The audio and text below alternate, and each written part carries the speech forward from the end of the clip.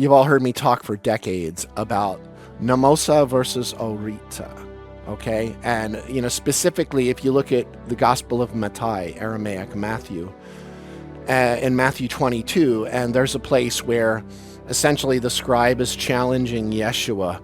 What's the greatest of the Namousa? Meaning the laws. Now, I wouldn't use the word law.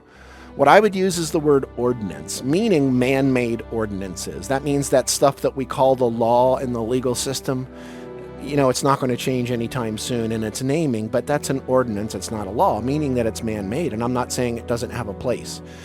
Ordinances are put in place for those of us that are not conscious, that are not awake, that are not aware. It keeps people within certain bounds. And I know there's all these ideas of anarchy and all these other things, but what's very interesting is that those are put in place, I think in most cases, well, in some cases, I'll say now, to keep people from going too far overboard.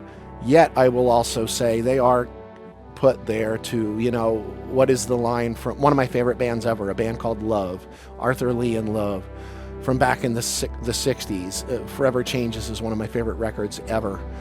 And there's this line from Arthur where he says there's people in the world who'd like to screw you up, but what they really want is to screw you down.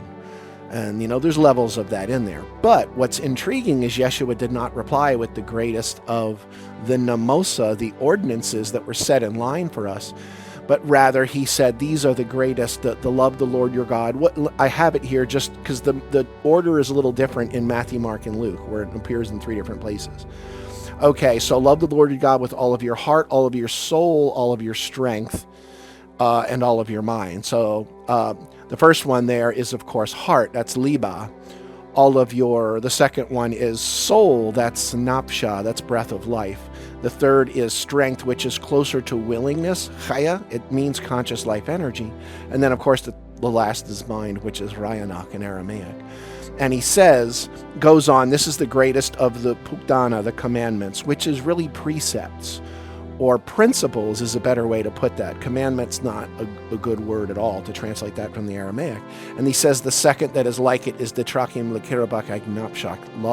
Love your neighbor. Anyone you think of, technically, kirab in Aramaic, neighbor doesn't mean just the person next to you. It means any object of your attention.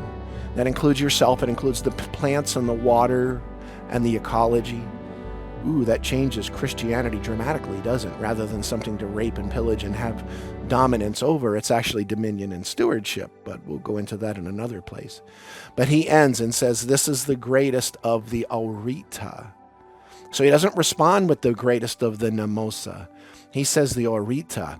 So we've got these sounds here. The ta sound genders Aoureta feminine. That means that let me put it this way, this piece of paper that I have here, my perception of the actual paper would be feminine, meaning it's a perception. You can say I have an attitudinal experience with it, and there's that kind of an idea of something that I can't show you. I can't show you my perception of the paper.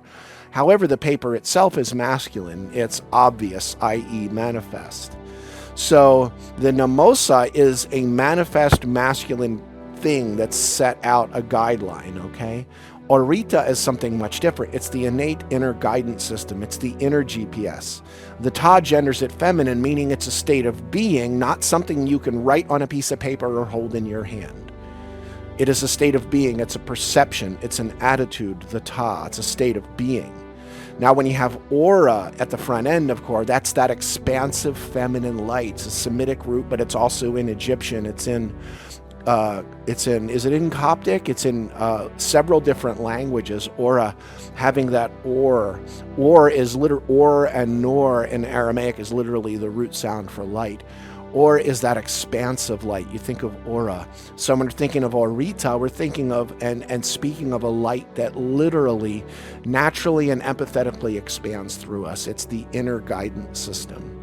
So the difference between the idea of a commandment versus a principle, which is a more of a tune, but then going even from the principle to literally being the GPS, the inner guidance system that lives through you, because the map is not the terrain, it never will be.